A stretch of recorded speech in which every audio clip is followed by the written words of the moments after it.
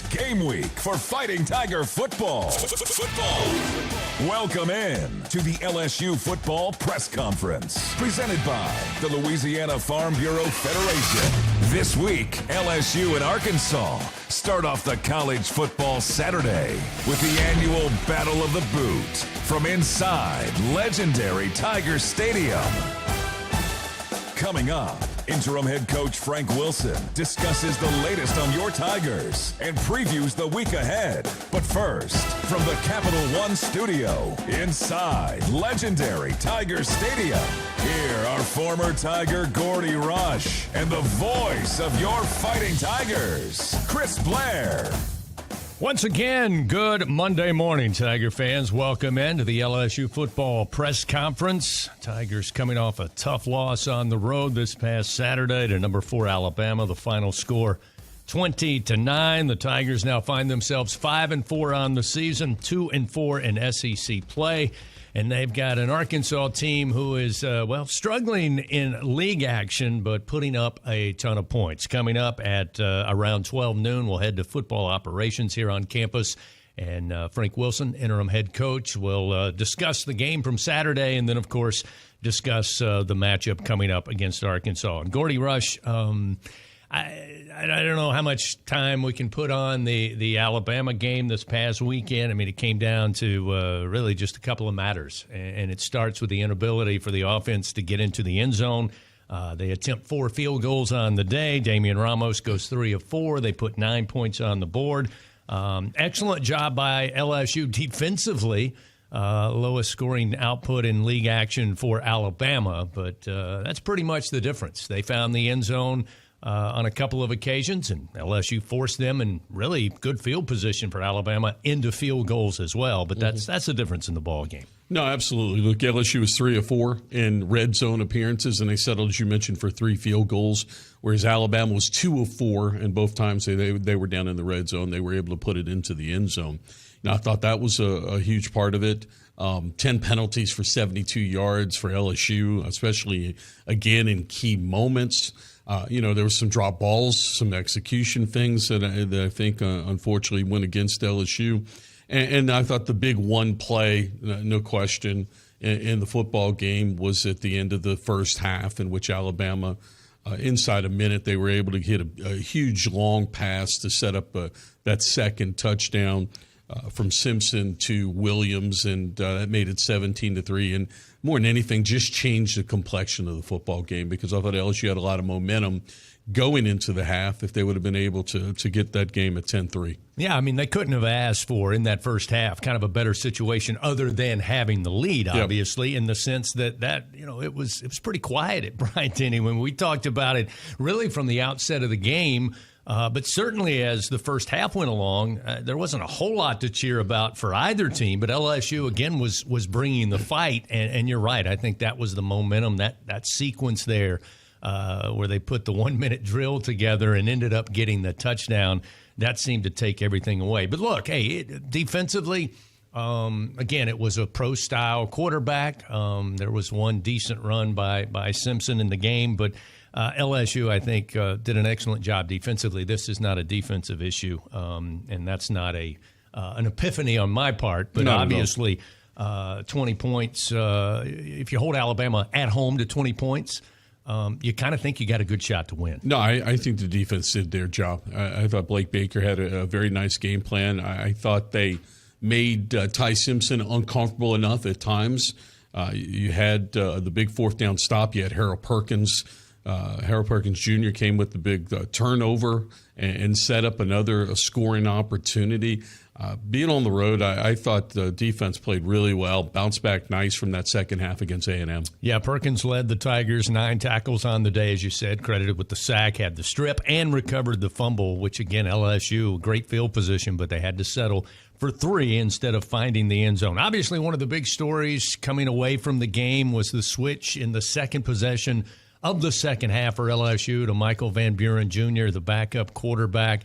I don't think there's anybody who says, why was that done? Obviously, after you had some momentum, You go down by a score of 17-3. You open that second half, and the inability to move the football. You couldn't find the first down chains, and eventually they made the change and mixed it up a little bit. Now, look, I don't know that you could watch the game on Saturday and say, okay, there was so much better when you made the change, because ultimately you didn't find the end zone.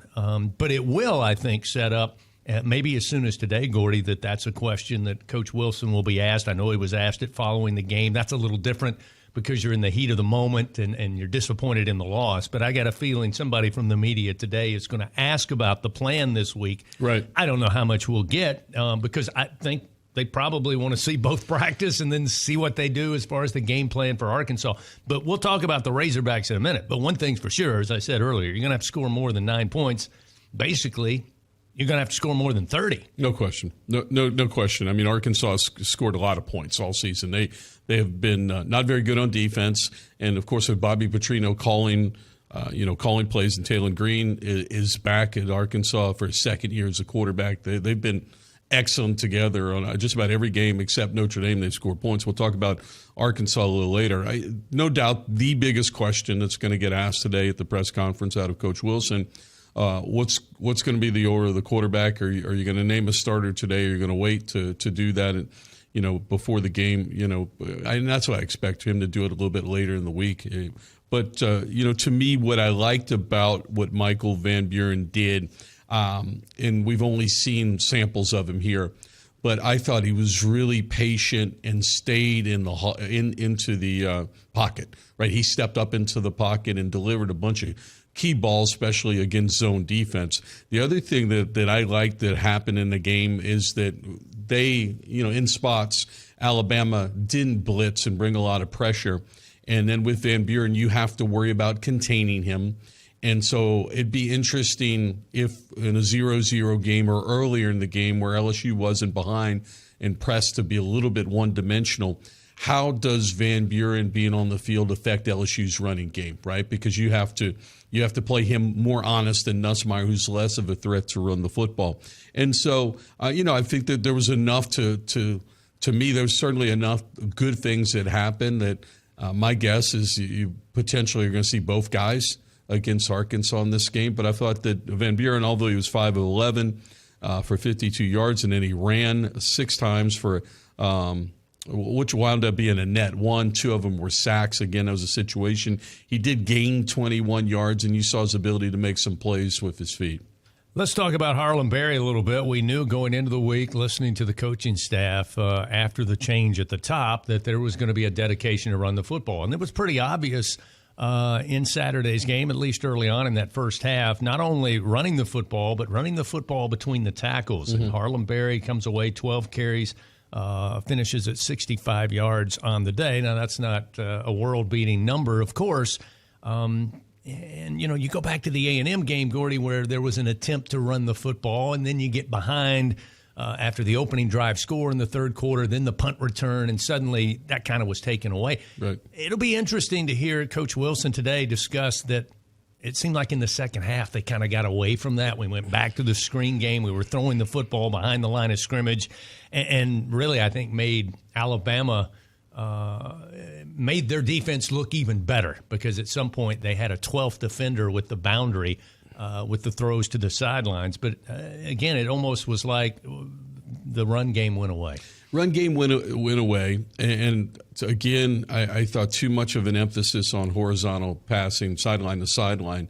I'd like to see a little bit more vertical attack. Middle of the football field, as Jacob and I talked about on the broadcast, is open because teams now have seen enough of you, what you're trying to do, stretch sideline to sideline. And then only one explosive pass play, meaning 20 or more yards, and it was exactly 20 yards that Xavier Thomas had a 20-yard completion.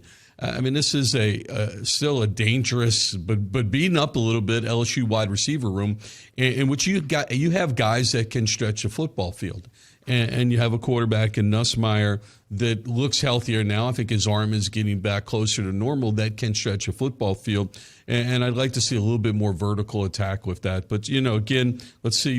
This was Alex Atkins' first game.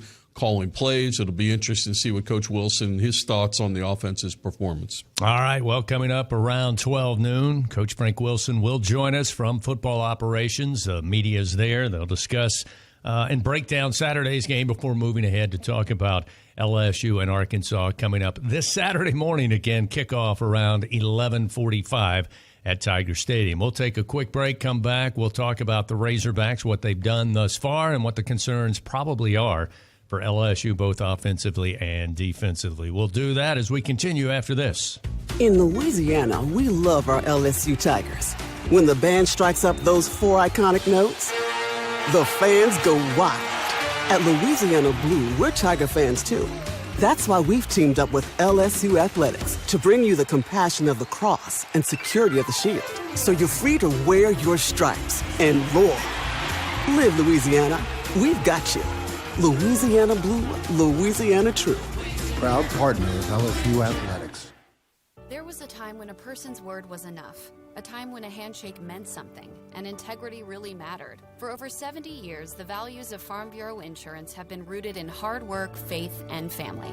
In that time, we've seen the world change in many ways. What hasn't wavered is Farm Bureau Insurance's commitment to protect our customers' way of life and serve the communities in which they live when they need us most. You deserve more.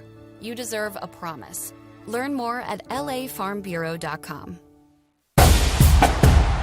Every Tiger knows it's not just about where you are, it's about how you play the game. At LSU Online, we bring that same grit and greatness to your education.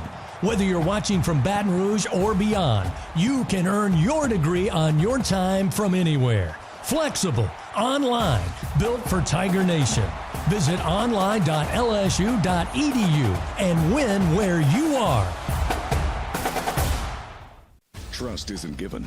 It's earned by showing up, leading the way, and performing at your best when it matters most. Our Lady of the Lake sports medicine experts know what it takes to improve performance and build champions at every level.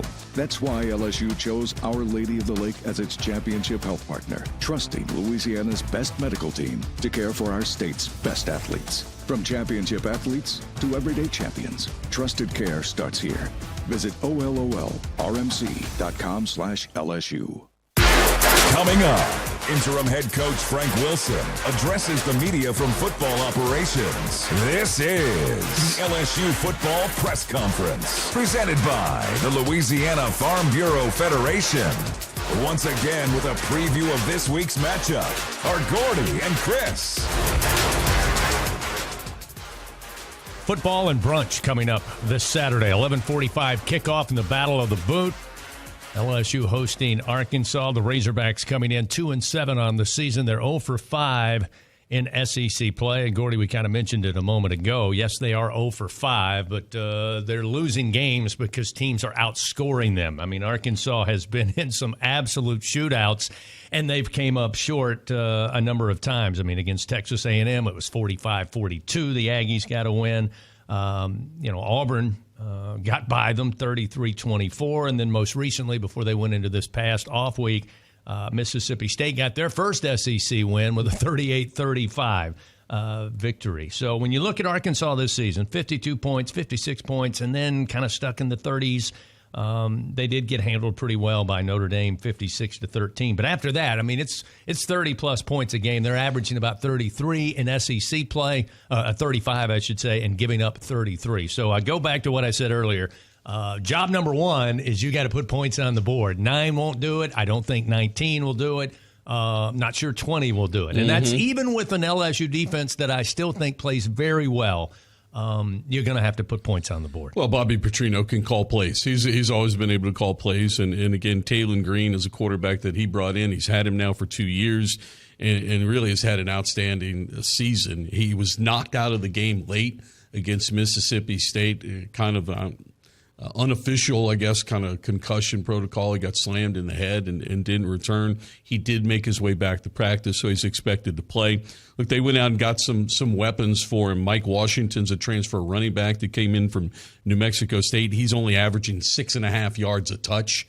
They already had that bowling ball and Braylon Russell, a big old fullback-looking guy that that plays tailback for them. And then 2 receivers, they got Omega Blake and Raylan Sharp from the transfer portal. So they've been potent on offense all season. I mean, I remember back when they played at Ole Miss and had a chance and really should have won that football game, turned the ball off driving late in that game. So this is definitely an offense that you've got to respect. And hopefully Blake Baker and his group continue the effort they had last week up in Tuscaloosa. Yeah, I mean, when you look at Arkansas, again, in SEC games, in the top half, I should say, in touchdowns scored, offensive touchdowns, rushing touchdowns. The rushing offense is second in the league in SEC play. And, of course, Taylon Green's a big part of that. And that's why I emphasized earlier, LSU's defense against Alabama was superb against what many people feel like is a Heisman candidate in Ty Simpson. And I can't argue based on what he's done this year. But he's not what I would call a prototypical dual-threat quarterback, more of a pro-style quarterback. You go back to the Vandy game, obviously the Ole Miss game, and certainly Texas A&M, the 3 previous losses, it was a dual-threat quarterback. That obviously has to be a concern going into the game. Well, Green can run now, and he's quite an athlete. However, he'd prefer, much like Simpson, they'd prefer for him to throw the football. And I imagine that's the case, especially after he took a hit against Mississippi State. He has 107 carries on the season running the football. He's averaging 6.1 per carry, and he averages 72 per game. So he's certainly in play, and I imagine that Bobby Petrino is going to have some of that in his arsenal, seeing some of the success that Reed and Pavia had against LSU defensively. Well, again, they put points on the board, but we have to emphasize defensively they have really struggled when it comes to their defense, again, against SEC teams. They're dead last, giving up 38 points a game to league opponents on the season. They've been susceptible against the run, even though they run the ball extremely well. They are also dead last against the rush in SEC play, giving up 187 yards per game. So there are opportunities for LSU's offense. Again, I think it goes back to, do you establish the run early and do you stay with it, even if you don't have success early? Because the stats say Arkansas struggles against the run. They do struggle against the run. LSU is 37th nationally in the turnover margin. They're +3. Arkansas is -7. That's 121st. So it is a high-risk, high-reward type of offense, and LSU's good at turning people over. This is an opportunistic defense. So, look, it seems like a broken record when we get to those keys to success, a recipe for success, but I'm going to help Jacob out. We've got to run the football. You want to run the football and give your defense a rest against this Arkansas defense. The fresher they are, they're going to get after Taylon Green and company. If you can keep that time of possession and run the football, get Harlem Berry going a little bit, and if Van Buren's in, I think there's 60 to 70 yards he could have, depending on how much he plays. That they have struggled also with dual threat quarterbacks. You know, the other thing that comes to mind, and I know there was a lot of talk after Saturday's game about the discrepancy in penalties, and I think you could make an argument there were some penalties that you could go back and watch on the film and say, well, they maybe should have called that, and they didn't. However, for the penalties that LSU were assessed, the number of false starts penalties, there's no question about that. There's really no argument about that. And in week number 10 going into this game against Arkansas, the last thing you want to do against a defense that's certainly struggling more than any in the league, you got to find a way to eliminate those mental mistakes. Got to clean up the execution. I mean, a stat we don't talk about is the timeouts you have to burn, right? And because you're not lined up, you're not getting the play in. The self-inflicted mistakes here, as you mentioned, in week 9 of the season. It'd be one thing if you're doing those things at Clemson and it's the first time on the road and you're trying to get in that rhythm. Got to clean those things up on the offensive side of the football. Again, coming up in just moments, Frank Wilson will join the media inside football operations. It'll be LSU and Arkansas. The Tigers looking to make it 4 straight. It's been a while since they relinquished the big golden boot. It's still housed here in Baton Rouge. And again, LSU still not bowl eligible. Right. And who'd have thunk that following the opening game of the season? And you got 3 games remaining against Arkansas, who would love to, again, get their first conference win. under Coach Bobby Petrino. You certainly know the coach wants to finally get that win. If he's got any hopes of retaining that job into the future, then you've got a non-conference game in Western Kentucky before you go on the road to take on arguably the best defense in the SEC in Oklahoma. I mean, you've got a home game against Arkansas, and it goes without saying you don't want to have to go into the Western Kentucky game, Gordy, trying to get bowl eligible. 100%. And look, for this Alex Atkins in this offense, it's another chance. I think you got too much talent out there to underperform and do the things that they've done. You've got talent out there on the edge. You've got some talented running backs. You've got two quarterbacks that both have more than capable. Just getting them in rhythm here for this stretch run, I think, is job number one on that side of the ball. Certainly you hope you get some guys back, and obviously it starts with Whit Weeks. And I know I sound like a broken record, but I'll continue to say it. Without Whit Weeks out there, I think you miss some major leadership, not just from a rah-rah, get the guys fired up. I mean, get the guys where they're supposed to be pre-snap. I thought that LSU, for the most part, defensively played extremely well Saturday, as we mentioned.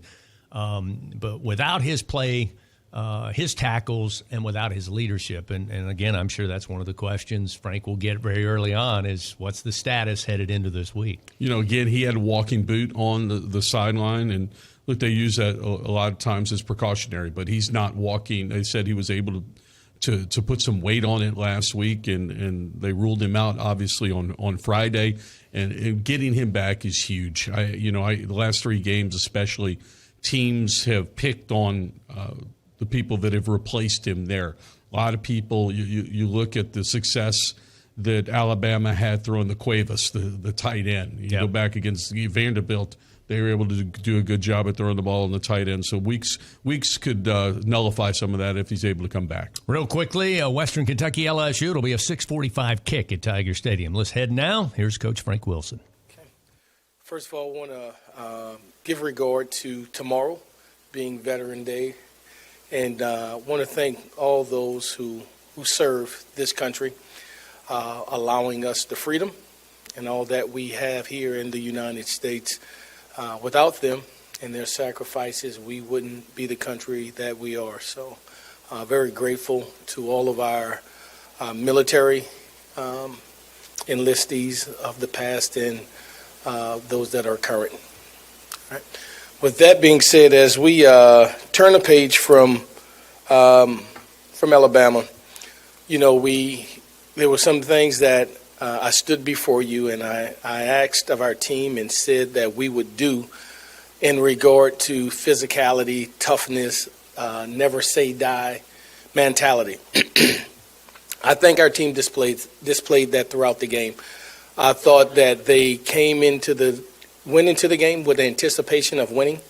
I think they believed they could win all the way until there was no time left on the clock. I thought we started fast. Our defense goes out and plays the style of play that we desire, that have been the standard here for so long. We get them in a second and third situation, give up a yard or two, get them in a 3rd and 1 situation, we stuff them. Get them in a 4th and 1 situation, we stuff them. So from a kickoff coverage unit that didn't let it get outside the 25 special teams to a defense that goes out and plays stellar and goes 4 and out with 3 downs of playing 2 or less, I thought was fantastic by our defensive unit. The offense gets the ball and we march it down the field. We get the ball into the red zone area and give ourselves an opportunity to get points on the board. And we don't convert, but pleased with the drive. And, okay, we could do this. We're in a good rhythm. We're in a good place. Defense comes back out, plays spectacular again. We get an opportunity on 3rd and 6. We pick up about 12 to 15, and the ball comes loose. And so we give the opponent a short field where they go up 3-0. We go back and forth, and we get to the back end of the half with the score being a touchdown or a possession away. It's 10-3 with 2 minutes and 28 seconds left. And so here's what happens. I say to our football team, I say to media, I say to anybody who would listen, we're going to try to win this game. We're not going there for a moral victory and hope that we can stay with them. We're going to try to win the game. And so with 2:20 and change left and down by 7, we try to get started to get a 2-minute drill going for our football team. I thought, first down we pick up 2-3 yards. Second down, I thought we had a good call. We didn't convert. Third down, I think we got even a better call. They're exactly where we thought they would be. It's the exact defensive call we anticipated, and we don't convert there, unfortunately. And so we punt the ball away to the minus 34. We flip the field for our opponent, who now has 56 seconds left with no timeouts, and feel confident that we could keep them on that side of the field. They come down and they get points, and so now we go into halftime with the score as such. Here's what we say to our football team when I stood before them. We're going to get the ball back as an offense. We're going to march down the field, and we're going to get points. That's going to happen, all right? And so this middle eight that we talk about, the end of the third quarter, the beginning of the fourth quarter, where we tried to steal a possession, get points, and then get it back in the third would have been pivotal for us. And so you go for it, right? And that's a part of it. That's the risk. That's the risk. It's no different than faking a punt, a kickoff. Well, it's not going to work on the other side of the 50. The only way it works is if it's at your minus 28. When they don't anticipate. It's the element of surprise, right? And if you get it, it's fantastic. If you don't get it, it's questioned, right? So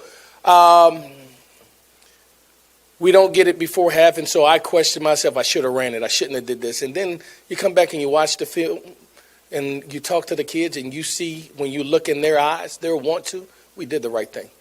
We were supposed to go for it, and that's a part of it, all right? And so it's an 8-point game into the fourth quarter with the game very much in the balance and opportunity for us to secure victory. We certainly had our opportunities to do so.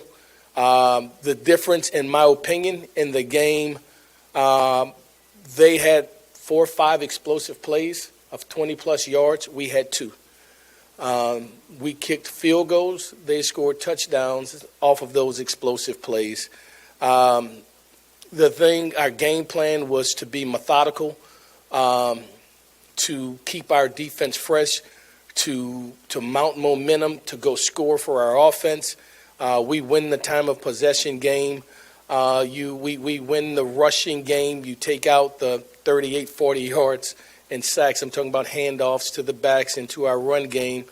We do those things for us, for our football team, to put us in position to win. And so a defense can play stellar in respect to complementary football when they play 60 snaps, 62 snaps, opposed to 85 or 90 snaps that we have put them in a position to do at the same time, and so does the offense. So we both had about the same amount of opportunities, give or take 3 to 5 plays or so.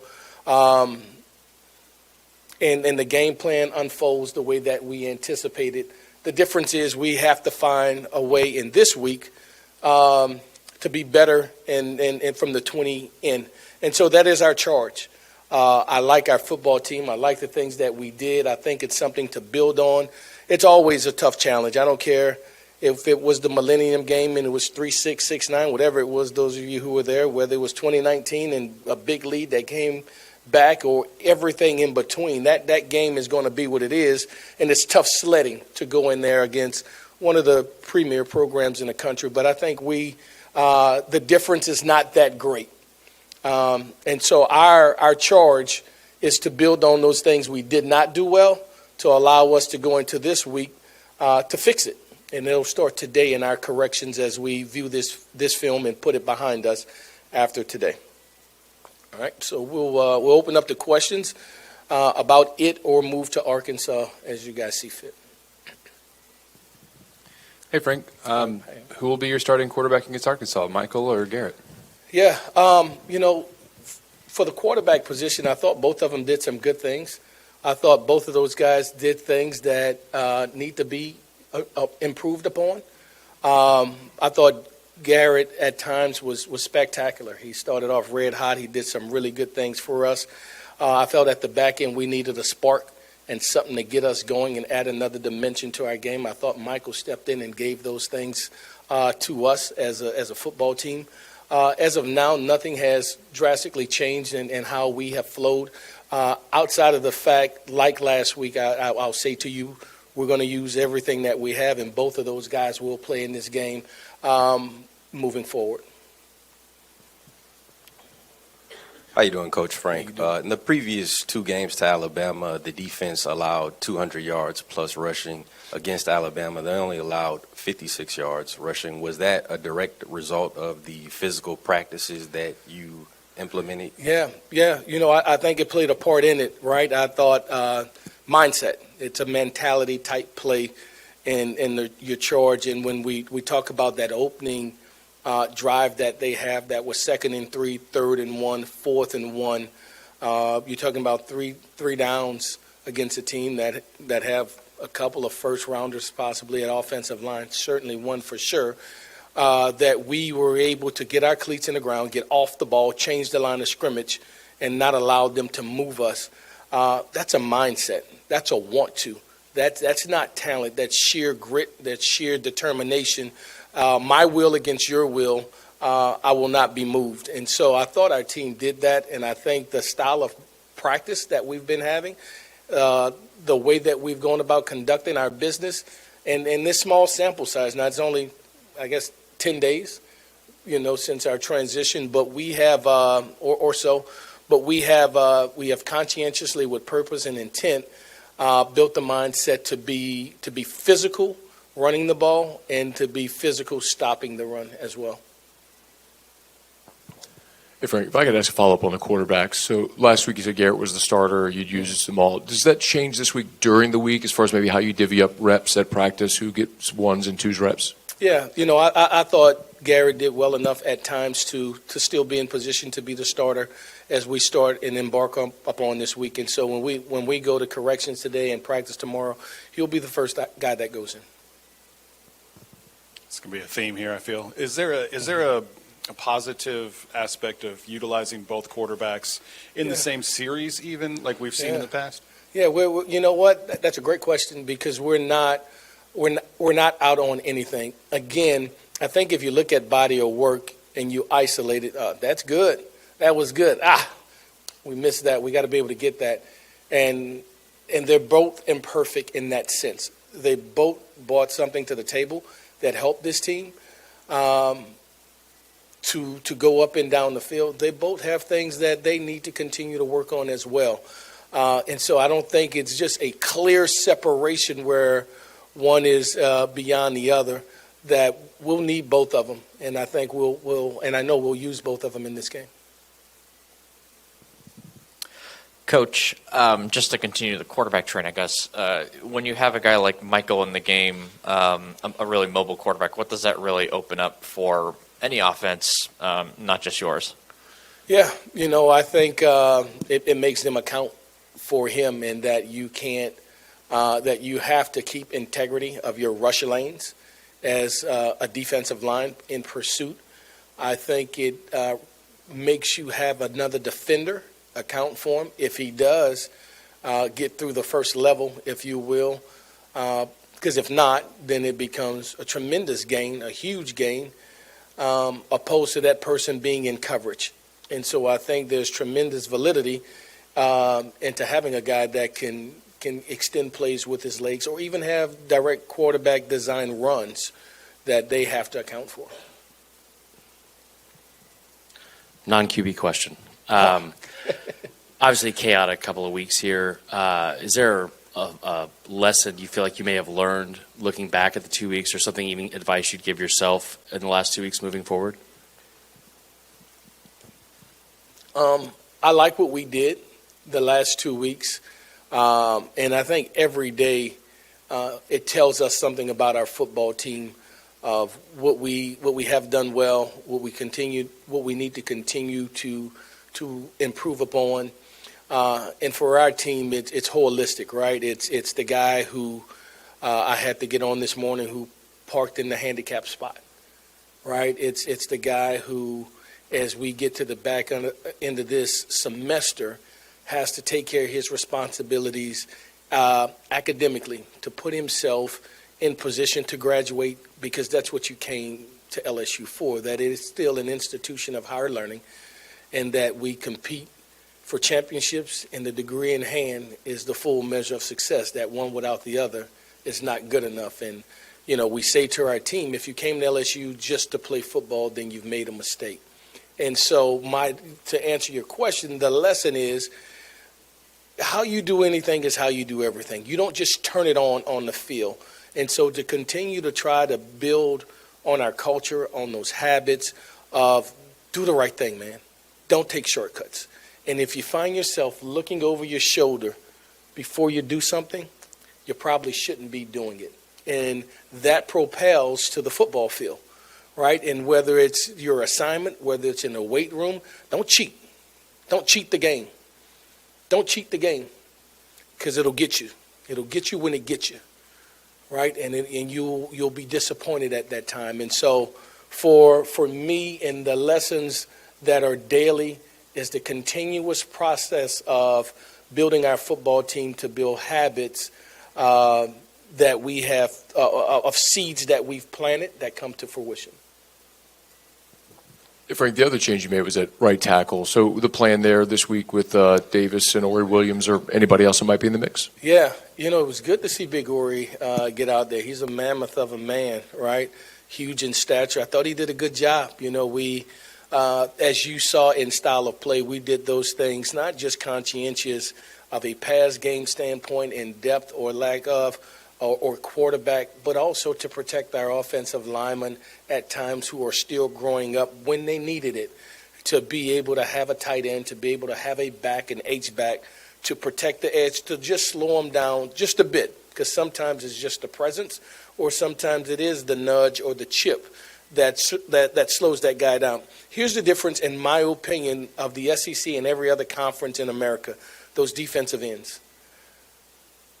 They're the Kiki Mingos, the Myles Garretts, all the Clownies. Those are the guys that make our conference what it is. And so that tackle who's going backwards is going against the most elite player in college football, in amateur sport, if you will. And those are the edge rushers in this league. And yet again, we'll have another one that we'll have to face in this week. But so there's consideration taken all the time in those guys that when they go out to the field. And so who'll be the sort of, I'm not quite sure yet. You know, one played quite a bit, and then meaning Weston, and then of course Ori Williams went in and he played quite a bit. They both did some really good things. They both did some things that still we need to build upon, but we haven't made a decision just yet on that. You saying that triggered something in my head. Rewatching the game last night, backside pursuit got you guys a lot, I guess. Just, is there anything you can do in getting that off faster to get away from that? Or is that kind of the risk you run when you're running those kinds of plays? Well, you're talking run game or pass game? Yeah, and so they run the heel line, right? And so, and that's a unique skill set, to turn your toe, to get flat, where a guy like myself or maybe one of you, you know, it'll take us, we'll have to run a curve to go around. Those guys can turn their toe immediately and go flat down the line of scrimmage and make up the distance like that. And so, we'll have some things schematically to slow down the backside guys that respectfully, you know, I won't say now, but we'll have some things in place to temper him so he's not a bat out of hell and just running us down. Frank, for a play caller, your opinion, is it easier to call the second game than maybe the first? Does it take a little adjustment to your guys and learning the skill set and what they can and can't do? I think it does. You know, I think it does. You know, it's something as simple for me. You know, talk up. I can't hear you, because they're monotone. Then they talk up, and you ain't got to be that loud. Slow down, you know. And so we're learning all those dynamics in real time. The acoustics of the stadium, and it's reverberating and he can't hear, but he could hear, or the mic goes out, signal it from the sideline, right? So he has the green dot, of course, the quarterback, the coordinator's talking to him, and he can't hear. We have technical malfunctions that happen, all right? So you got to go from calling it to signaling it, all right, in length, in real time. And so those things happen sometimes, and you know, for the fan or for the media, like, oh, are you kidding me? Get the play in. Well, he can't hear. But we can't explain to you he can't hear. We just got to do what we have to do. And so we'll do some things. And so a lesson learned that if we do have a malfunction, we'll make sure that, you know, we're wristbanding some things, not just signaling it to get it in that much faster.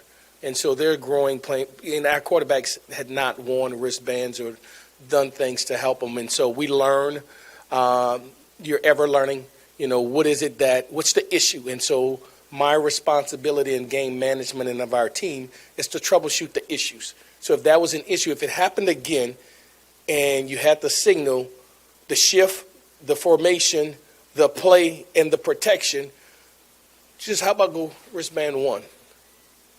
Done. Instead of all of that. And so those are the things that we're trying to do to benefit our team, to help us play faster. Coach, early in the game, you did some bootleg stuff with Garrett, maybe some stuff you hadn't done in the past. You obviously can't put a new offense in 2 weeks, so how much can you add that's new? But then, hey, we got to run the stuff we've been running also. Yeah, you know, point well made, and thanks for putting that in perspective, John. I think there's, you know, he enjoys those things when it comes to waggles and boots and nakeds, and he thrives on them. And it allows him to naturally, in style of play, throw on a run, which is a little different than drop back and then scramble, because it's a part of, I believe, his repertoire. He can do those things naturally, and it happens. It flows for him. He's done it, as he says to me, I've been doing that since I came out the womb. You know, he said that to me, and I said, okay. I like that, right? And so we'll continue to do whatever it is to benefit Garrett, to benefit Mike, to play to their strengths. Rick, Nick Anderson, what's the latest on him and his knee, and then also where's Witt going into this week? So Nick Anderson first. Positive. You know, we're really worried on the sideline that it could be something long-term. It is not. It does not require procedure. And so we're day by day in a rehabilitation preventative manner with him to get him along the way. I don't know if he'll be ready this morning. He came in, of course, yesterday, Sunday, and again today. We'll continue to monitor it to see. Probably about Wednesday we'll have a real idea of if he'll be up for this game or the next, and moving beyond. What else you asked me about? You know, his thing is, again, as tolerated, is how he finished the game. Once we got out there, and we're in Tuscaloosa, and the juices are flowing. He's like, Coach, I can go. Well, yeah, right. You couldn't go yesterday, but that's just your adrenaline, all right? And so he got himself in a frenzy of position, and he's a competitor, so he wanted to play. But you can't tell me the day of the game, right? And so we'll see. We'll see how it goes. I'm uncertain right now. Probably hopeful, without medically using the term doubtful or whatever. But he was in great spirits. He's eager. He wants to be back out there. But we won't put him out there until he can protect himself and play at the level that allows him to be elite. Coach, Trey Green has been on a roll this entire year. He didn't record a catch against Alabama. When you look back at the film, what did they do against him, and how do we get him more targets and more active? So, be nice to Trey. He was targeted. He was schemed. A couple of times schemed, and we didn't get it to him. A couple of times targeted, and we didn't get the reception.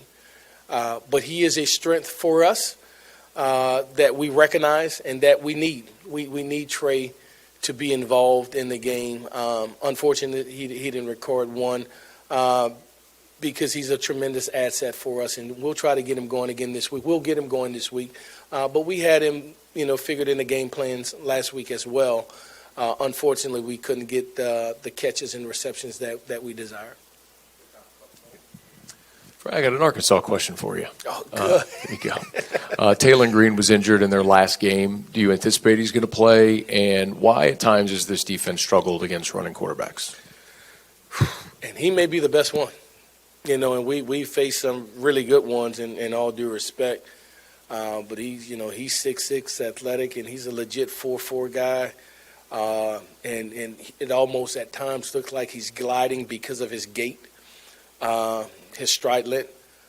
He's a good player. They're prolific, in my opinion, the 8th ranked offense in the country. They can score.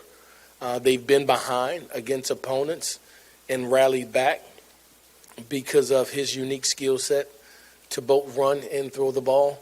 They're averaging 35 points a game. They can rush the ball from the quarterback position by design. They can hand it off as well. And they have some receivers that can make plays for them. And so they're certainly formidable from that aspect, which makes them extremely dangerous. You watch them against Ole Miss, you watch against Mississippi State, on and on and on. They're in games where they could easily have 2 or 3 more wins that they did not. And they always play us tough, always have. And so we're expecting to get their very best. We'll have to score touchdowns in this game. That'll have to happen. That's a non-negotiable because they can score. I think he's a very talented player. Another Arkansas question. Early kick in Tiger Stadium. Yeah. Any message to the fans about getting out there, being loud? Only 2 home games left for the rest of the season. Yeah. So here's the reality. Here's my my all call, my rally call, if you will, to our fans. We need you. We can't do it without you. You're the best fans in America. You love and you love hard, and we respect that. You have great expectations, and we're trying to meet those expectations because so do we. We want to play well. We want to play well for our fans, for our families. We want to play well for ourselves. We need loud and proud our fans to be in Tiger Stadium early. I know that's tough now. It always have been for them to get their behinds up early, but they got to get it. In my opinion, just come the night before, start your tailgating. I'll come around in the golf cart and high five you. All right. Now I say that, Mike. I got to do it. All right. So I'm for that though. I'm for that. Our fans who's going to come out late Friday night. I'll leave the hotel with the team. Come by, see. I'm gonna do a check. Let's do a check to see how many fans are here to get going for Saturday morning. But no, glad to be back home. Glad to perform in Tiger Stadium in the premier venue in all of sports. And so we're excited about having our fan base there to support us. Thank you guys so much. Coach Frank Wilson this week with the LSU football press conference. Again, the Tigers will take on Arkansas coming up this Saturday morning at 11:45. We'll have airtime along network lines. We'll talk about that and this week's Coaches Show before we wrap it up here on the LSU football press conference. What a matchup we've got, folks. Just nonstop action. The energy is electric, and the fans are all in. An intense game like this calls for a Coca-Cola. Ah, crisp and refreshing. That's a game changer. Yeah, that taste scores every time. And just like that, they're back at it. Passionate fans and an ice-cold Coca-Cola. Now that's a winning combo. No matter the team, no matter the sport, everyone knows fan work is thirsty work. Enjoy a Coca-Cola. There was a time when a person's word was enough. a time when a handshake meant something and integrity really mattered. For over 70 years, the values of Farm Bureau Insurance have been rooted in hard work, faith, and family. In that time, we've seen the world change in many ways. What hasn't wavered is Farm Bureau Insurance's commitment to protect our customers' way of life and serve the communities in which they live when they need us most. You deserve more. You deserve a promise. Learn more at lafarmbureau.com. Half of the world's population depends on rice for 80% of their daily food needs. By 2050, population growth could increase rice demand by 30%. But as climate changes, rice output is decreasing. At LSU, we're using genetics, genomics, and AI to create new rice that yields more with less resources. We're not just feeding the hungry, we're growing a better future. For him, it wasn't the cancer that almost took his life. It was an infection his body wasn't strong enough to fight. Antibiotic resistance is a global crisis, targeting those who are already vulnerable and claiming over 1 million lives each year. But an LSU discovery is changing the game. Our unique biotech starves bacteria, stops growth, and gives the body a chance to heal. Because behind every breakthrough is a life worth saving. Wrapping up this week's LSU football press conference, presented by the Louisiana Farm Bureau Federation. But first, with some final news and notes, here again, Chris Blair. LSU back in action this coming weekend. It'll be LSU and Arkansas, the Battle of the Golden Boot. Kickoff at 11:45. Tiger fans with an early start before the Razorbacks and Tigers get together. We'll have coverage beginning here along network lines with LSU Game Day good and early at 9:45 Central Time. Later this week, Thursday night, the LSU football radio show. Frank Wilson will be on hand at TJ Ribs, and we'll ask him about what they try, kind of dig in a little bit on what he talked about and trying to improve from last week's performance and find a way to kickstart this offense when they take on Arkansas, not only this week, but for the rest of the season. So join us at TJ Ribs, 7 o'clock this coming Thursday. Well, that'll wrap things up for us here inside the Capital One studio. I want to thank Gordy Rush, as always. We thank you for tuning in as well. We invite you back next Monday starting at 11:40 for the LSU football press conference. For everybody involved, this is Chris Blair. So long, and go Tigers. This has been the LSU football press conference, presented by the Louisiana Farm Bureau Federation. For the very latest on LSU Fighting Tiger football, follow the Tigers on Facebook, X, and Instagram, and anytime at lsusports.net.